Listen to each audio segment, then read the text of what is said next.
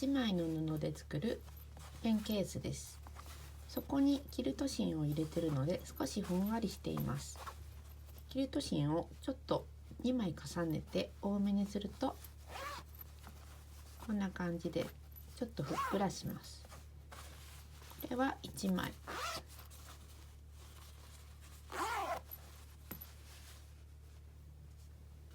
横36センチ、縦23センチの布1枚と 5×6 センチのタブ用の布2枚、20センチ以上のファスナー1本です。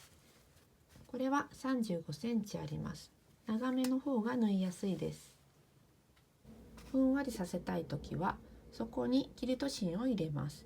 大きさは8センチ ×23 センチです。ダイソーのキルト芯を使いました。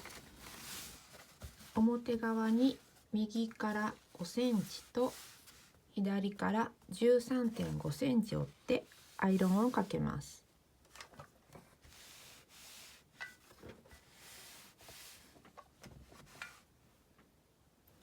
まずこの5センチ折った方にファスナーを挟んで縫っていきます。ファスナーは裏向けて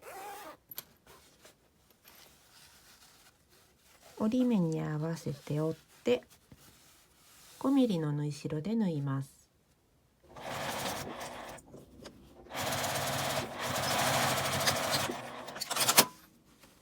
開いて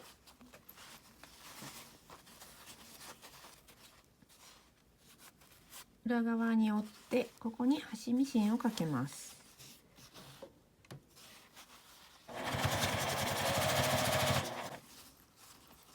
横にちょっと引っ張るような感じで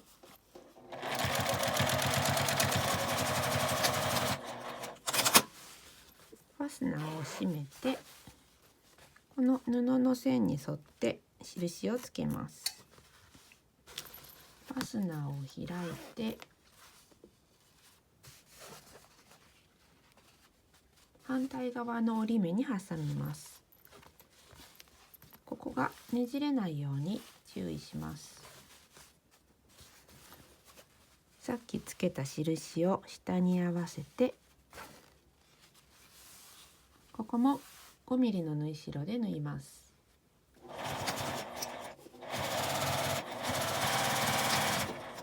ちら側もさっきと同じように裏側に折ってここに端ミシンをかけます。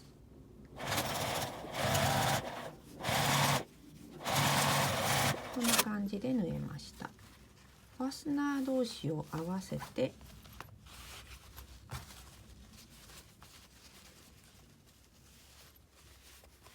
この下のところに真ん中の印をアイロンでつけます。切り替え部分をこう合わせてそこのところだけアイロンをかけます。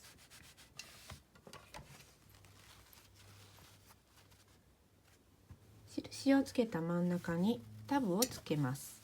タブは三つ折りにしてアイロンをかけてそれを半分にしたものを挟みます。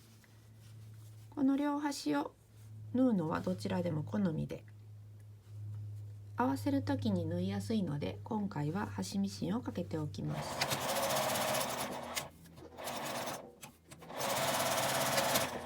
さっきアイロンでつけた真ん中の印のところにタブを仮縫いでつけます。半分に折ってこの真ん中のところに5ミリぐらいの縫い代で仮縫いしておきます。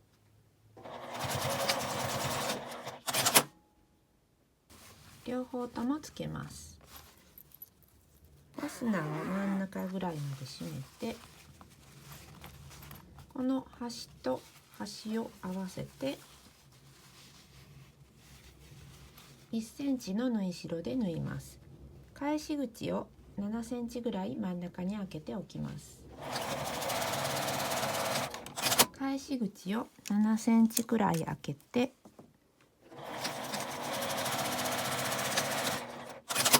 余分なファスナーはカットします。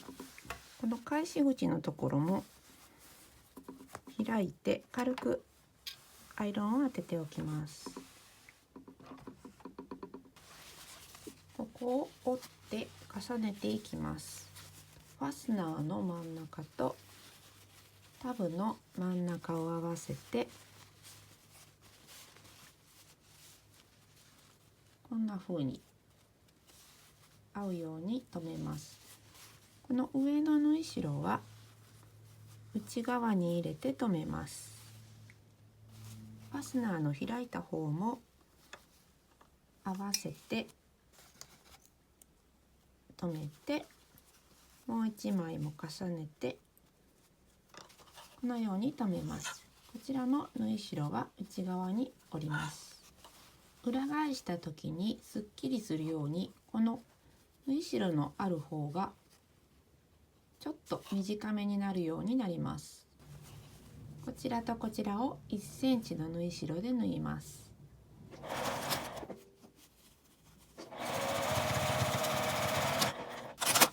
このように両端を縫いました。ふんわりさせたい時は8センチ ×23 センチに切ったキルト芯を縫い付けます。重ねてこちら側から5ミリの縫い代で縫い付けておきます。キルト芯を重ねた反対側から端から5ミリぐらいのところを縫います。